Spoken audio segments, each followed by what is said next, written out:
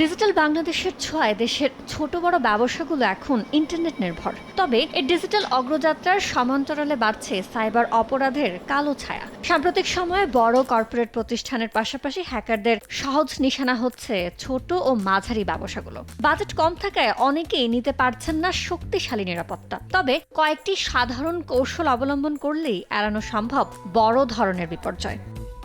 Facebook page hack হওয়া, কাস্টমারের data চুরি কিংবা ম্যালওয়্যার অ্যাটাকে পুরো সিস্টেম লক হয়ে যায়। দেশের ছোট ও মাঝারি উদ্যোক্তাদের কাছে এই চিত্র এখন প্রতিনিয়ত আতঙ্কের। সাইবার সিকিউরিটি বিশেষজ্ঞরা বলছেন, বড় প্রতিষ্ঠানগুলোর নিরাপত্তা বলয় ভাঙা কঠিন হওয়ায় হ্যাকাররা এখন সহজ টার্গেট বানাচ্ছেন ছোট ব্যবসাগুলোকে, যেখানে একটিমাত্র সাইবার আক্রমণ ধ্বংস করে দিতে পারে বছরের পর বছর গড়ে তোলা ব্র্যান্ড ইমেজ। আজই নিন রবি ওয়াইফাই আর কুইজ খেলে প্রতি সপ্তাহে জিতেন টিভি। বড় বাজেট ছাড়াই এই ঝুঁকি থেকে বাঁচার প্রথম হাতিয়ার শক্তিশালী পাসওয়ার্ড এবং 2 factor authentication. Facebook business page, Gmail কিংবা ব্যাংকিং অ্যাপে এই ডাবল লেয়ার সিকিউরিটি চালু রাখলে হ্যাকিংয়ের ঝুঁকি কমে যায় প্রায় 90%। দ্বিতীয় গুরুত্বপূর্ণ পদক্ষেপ হলো নিয়মিত ব্যাকআপ। ক্লাউড স্টোরেজের পাশাপাশি প্রতিদিনের হিসাব ও কাস্টমার ডেটা একটি আলাদা হার্ড ডিস্কে অফলাইনে সেভ রাখতে হবে। ফলে হ্যাকাররা সিস্টেমে ঢুকে মুক্তিপণ বা র্যানসামওয়্যার দাবি করলেও ব্যবসা থমকে যাবে না।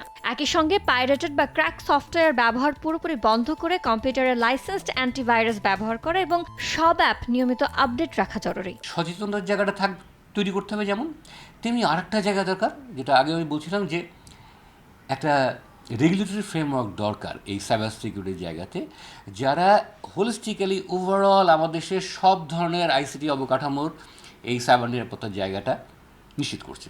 পাশাপাশি অফিসে ওয়াইফাই নেটওয়ার্ক সুরক্ষিত রাখা ও কাস্টমারদের জন্য আলাদা গেস্ট নেটওয়ার্ক ব্যবহার করা উচিত। কোনো অপরিচিত ইমেল বা অফারের লিঙ্কে ক্লিক না করার বিষয়ে কর্মীদের নিয়মিত প্রশিক্ষণ দেওয়া দরকার। প্রযুক্তির এই যুগে সাইবার আক্রমণ পুরোপুরি ঠেকানো হয়তো অসম্ভব, তবে সঠিক প্রস্তুতি আর সাধারণ কিছু নিয়ম মেনে চললে ছোট ব্যবসাগুলো নিজেকে বড় ক্ষতি থেকে অনায়াসে রক্ষা করতে পারে।